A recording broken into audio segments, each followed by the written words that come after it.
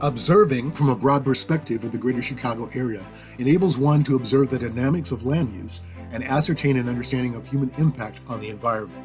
From a bird's eye view, we can see the connection between the rivers and Lake Michigan. From Albany Park, major freeways connect people coming in from the northeast to the heart of Chicago. The Chicago River creates a distinction between two neighborhoods. To the south is Albany Park, with limited green space. Yet, to the north, greenbelts and parks dominate land use in affluent neighborhoods, pronouncing the effects of inequality. There are 4 educational facilities within several blocks of each other: Von Steuben, Roosevelt, Edison, and Northeastern University, telling of the social fabric of Albany Park. Remnants of single-family homes are sparse. Albany Park is dominated by multifamily units and large apartment complexes with limited green space. Centered within our project site is the industrial space of Kimball Station, terminus of the Brown Line. Surrounded by mixed-use buildings with commercial retail below and living space above, permeates the major corridors near the station. Regardless of the negative effects of the industrial space in the neighborhood, the station's smell, loud noise, and being an aesthetic eyesore, mass transit is a viable answer to transportation through the 21st century.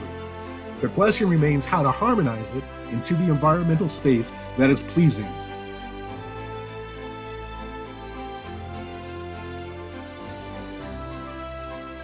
In 1868, 10 acres of land in Albany Park were turned into a large farm by Richard Rusk, a local entrepreneur.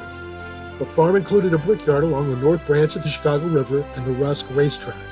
The suburban community became increasingly popular as Chicago's population exploded in the 1870s and 1880s. In 1893, 640 acres of nearby McAllister Farm were purchased for development by a group of investors. Loudback, one of the investors, named the development after his hometown in New York, Albany. In 1896, electric streetcars ran along Lawrence Avenue, between Broadway and Milwaukee Avenue, and by 1913, Kinsey Avenue streetcar line extended north to Lawrence. In 1904, they started to widen and straighten the north branch of the river. The purpose of the relocation was to define previous property lines and improve the sewage disposal in Albany Park. The river relocation was completed in 1907. That same year, the train line was added. The Ravenwood elevated train was completed. It set off a building clustered at the intersection of Lawrence and Kimball Avenues at the train terminal. These buildings included small shops, department stores, and theaters. In the 1910s and the 1920s, bungalows and 2 flats were built. By the 1920s, Albany Park was almost completely developed, during which population tripled. By 1910 and 1940, many churches, public schools, and public parks opened. In 1930, the population was 99% white and 1% were other. The population of Albany Park remained predominantly white through the 1950s, but after World War II, many families moved north to other suburbs. The population decreased, led to many vacant homes and stores, and property values plummeted.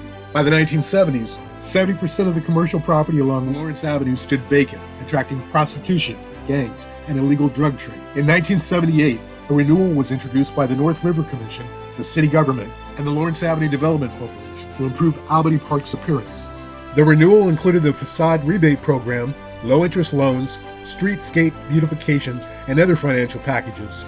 This led to a decrease in commercial vacancies and an increase in residential property values in the 1980s and 1990s. In the 1970s, many immigrants from Asia and Latin America moved to Albany Park. In 1990, the community area claimed the largest number of Korean, Filipino, and Guatemalan immigrants in Chicago. Between 1980 and 1989, the number of homes sold increased by 125%. During the 1990s, Korean immigrants began to move to northern suburbs. In 2000, the population was 46.4% white, 27.5% Hispanic, 17.7% Asian, 5.1% other, and 3.3% black. New development has occurred in the recent past. The challenge for Albany Park Community Center is to ensure best methods in the use of land. Paramount to inspiring other development, a mindfulness to the community would limit or eliminate possible gentrification.